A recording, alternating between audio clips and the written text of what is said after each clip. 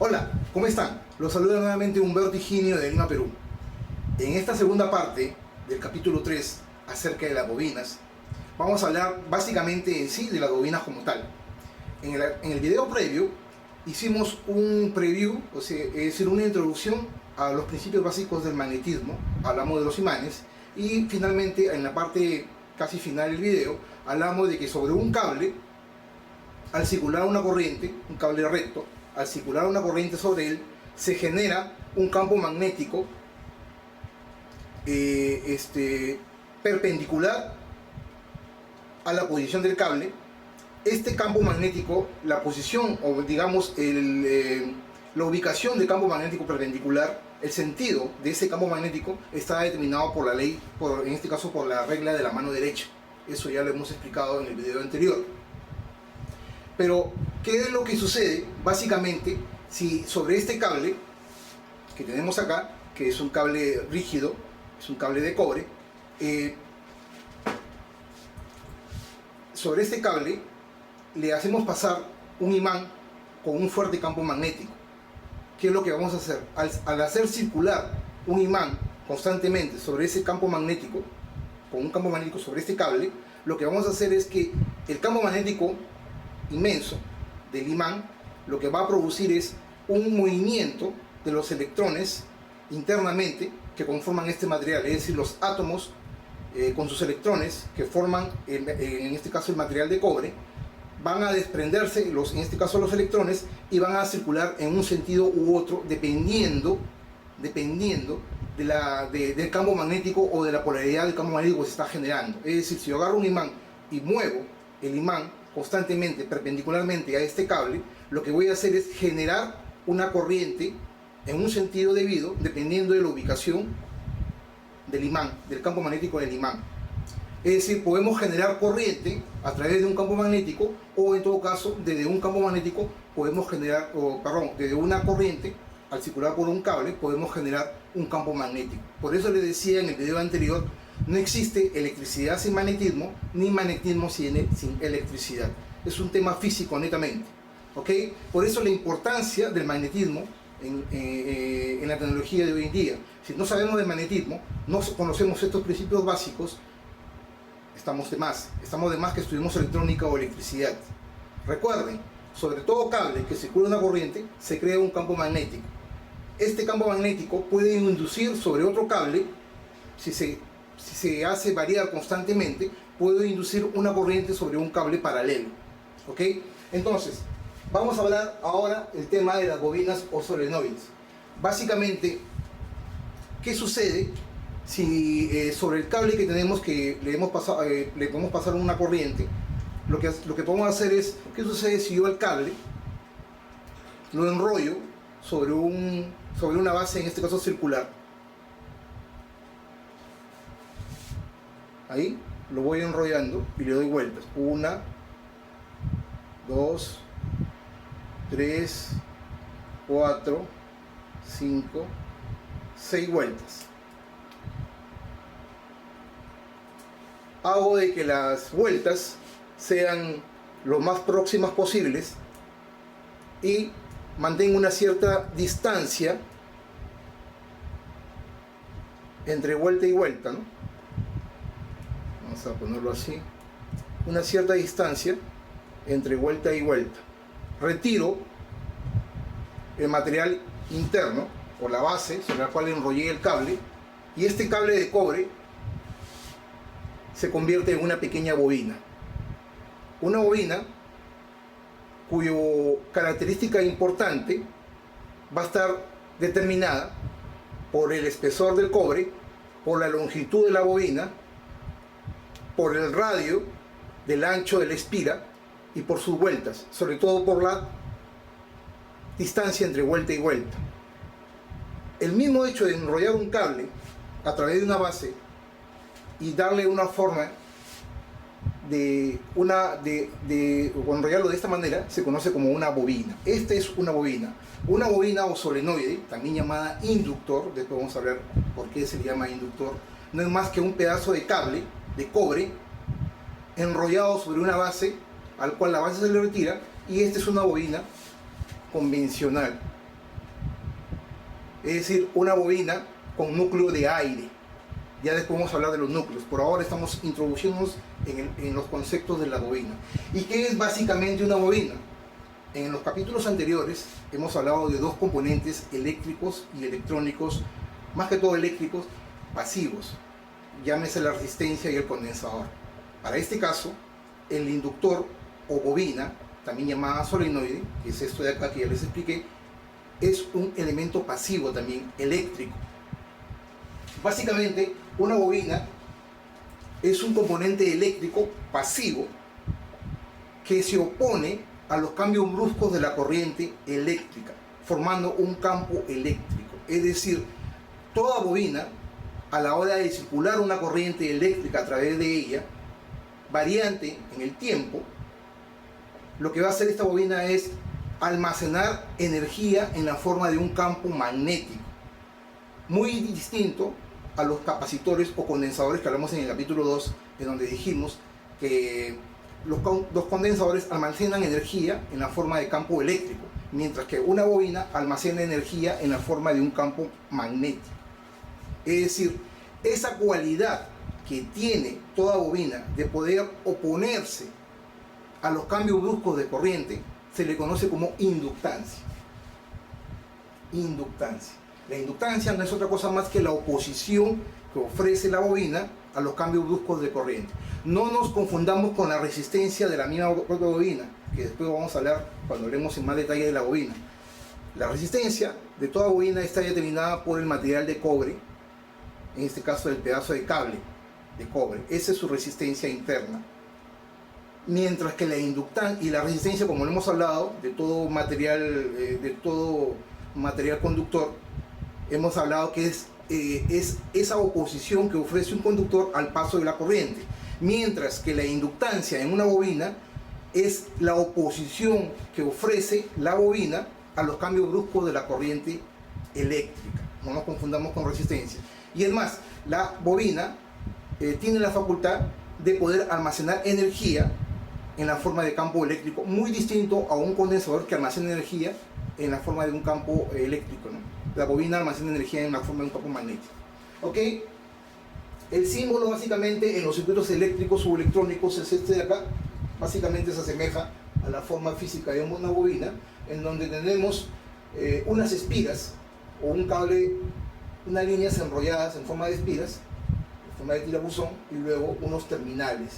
La letra L es la definición que se le dio a la bobina, gracias a otro gran científico llamado Lenz, que vamos a hablar luego, que fijó las bases sólidas del electromagnetismo a través de la inducción magnética. Lo vamos a ver luego en este video justamente. El símbolo es este para una bobina con núcleo de aire. Se le llama núcleo de aire, ¿por qué? Porque es una bobina de núcleo de aire como esta, es decir, no tiene núcleo, es hueca, digámoslo así, ¿no? Una bobina hueca es una bobina como esta, utilizada en altas frecuencias y por lo general no tiene núcleo, es decir, se le llama como núcleo de aire. Ese es un tipo de bobina como núcleo de aire.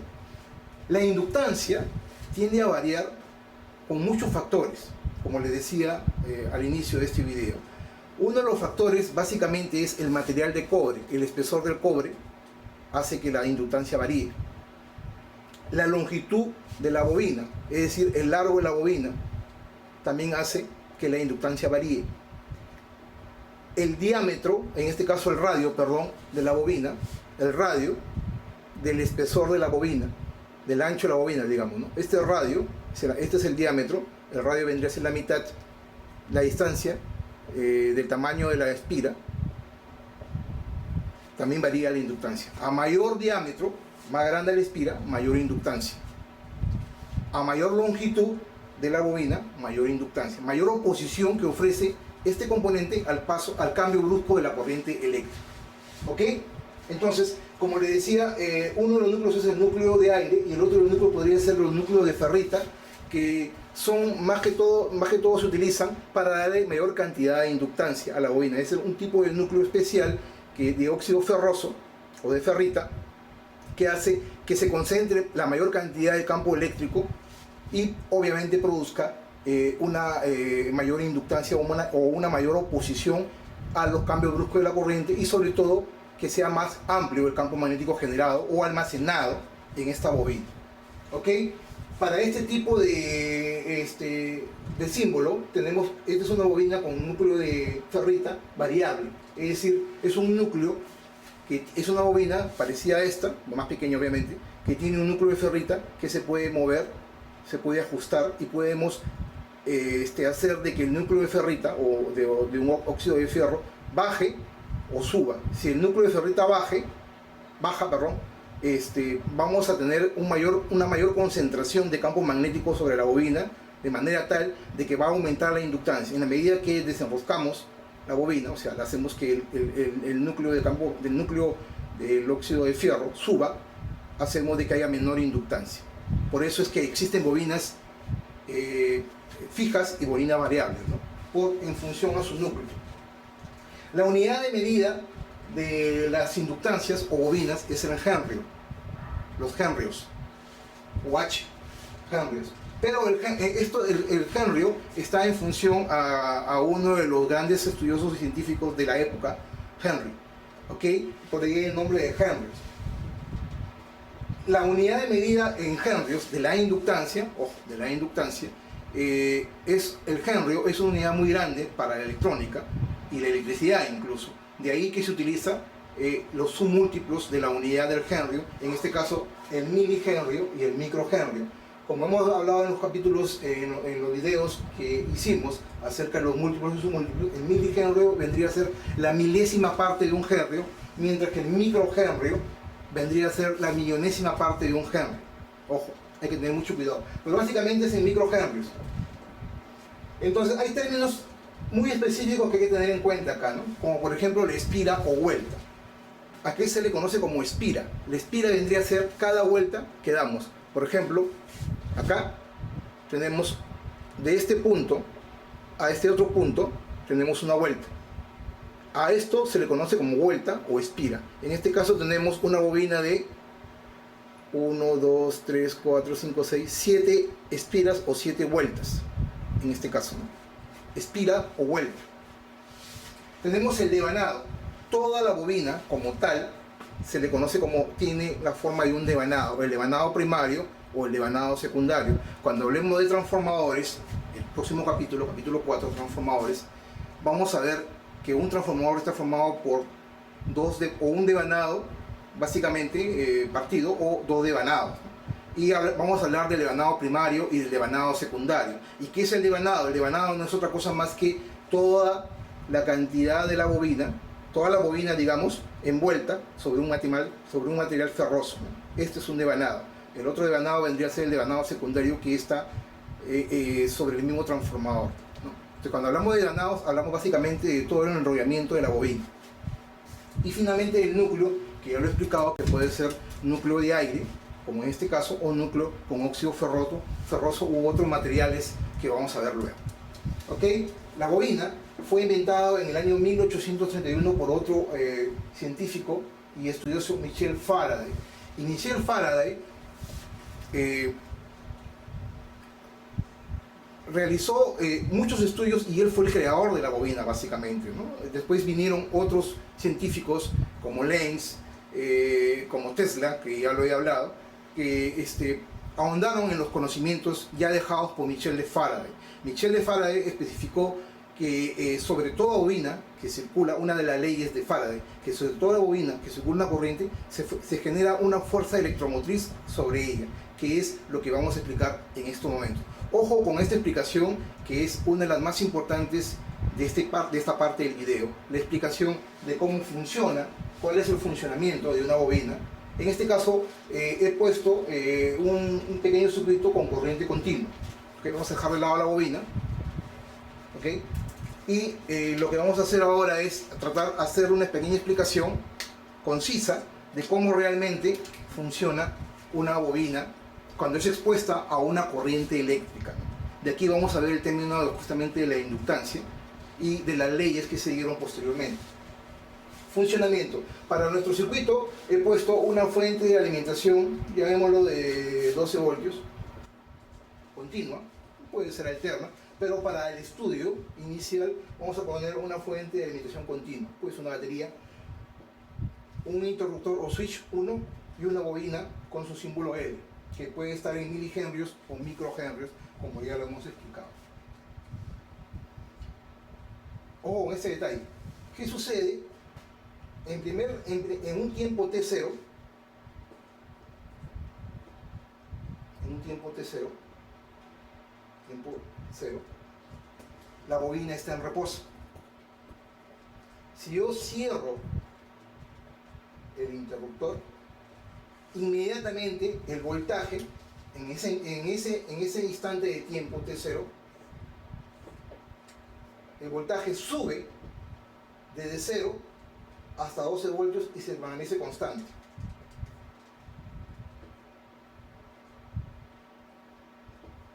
En ese instante de tiempo T0, el voltaje parte de 0, como es un voltaje continuo, e inmediatamente llega a los 12 voltios.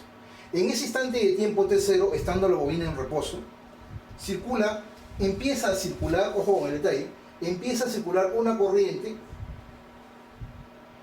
en este sentido, sentido convencional la corriente, veamos así, por el circuito a través de la bobina.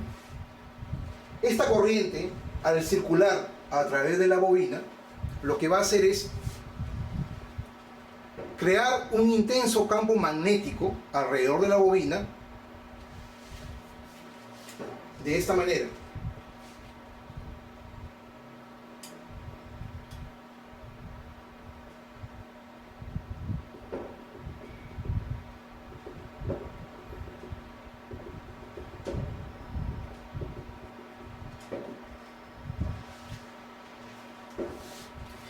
En la medida, el voltaje en el tiempo T0 parte de 0 e inmediatamente llega a su valor máximo, que es 12 voltios, mientras que la corriente comienza a subir paulatinamente.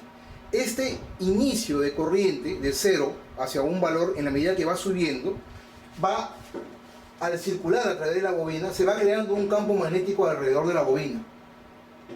Este campo magnético es proporcional a la intensidad de la corriente que empieza a subir en ese tiempo T0, T1. Por lo tanto, la corriente comienza a subir lentamente, mientras que el voltaje llegó a los 12 voltios, la corriente comienza a subir lentamente en el momento que yo cierro el switch, y el campo magnético comienza a ampliarse sobre la bobina, por lo que ya hemos explicado anteriormente en el video anterior. El campo magnético comienza a ampliarse y la bobina internamente autoinduce un voltaje denominado fuerza electromotriz internamente. ¿Y qué es una fuerza electromotriz? Es un voltaje que se genera en la bobina en sentido opuesto a la fuente de alimentación. Es decir, la bobina se opone a su posición de inicio o de reposo, porque inicialmente la bobina no tenía un voltaje aplicado, estaba en 0. Entonces, cuando le aplicamos el voltaje llega a su valor máximo y la corriente comienza a subir. Esa corriente comienza a subir lentamente, en un instante de tiempo lentamente, para el análisis, y el campo magnético comienza a ampliarse sobre la bobina. De 0 comienza a crecer. Al empezar a crecer el campo magnético, la bobina lo que trata de hacer es tratar de oponerse a esa fuerza que le está produciendo los 12 voltios. Entonces la bobina comienza a subir un voltaje en la bobina, acá y acá. Va a llegar un momento en que el campo magnético, una vez que ya se amplió, ya llegó a su máximo, en que este voltaje inducido, o esta fuerza electromotriz, así le llamamos, fuerza electromotriz, FM, generada en la bobina por el voltaje y la corriente, se autoinduce en la bobina y es de la misma magnitud que el voltaje aplicado en la fuente, en este caso 12 voltios. Cuando llega ese momento, en ese instante de tiempo, este voltaje se opone al voltaje aplicado, es decir, al voltaje de los 12 voltios, y la bobina almacena energía en la forma de un campo magnético, de manera tal de que esta fuerza electromotriz se opone a los 12 voltios, es decir, se carga la bobina con los 12 voltios de la fuente. En ese instante de tiempo, ambos voltajes son iguales y opuestos, y por lo tanto ambos tratan de entregar corriente al sistema. en este caso el circuito. Por lo tanto, en ese instante de tiempo la corriente tiende a ser mínima o casi cero o nula, hasta que este campo magnético se estabilice y la corriente en sentido opuesto que está generando la bobina,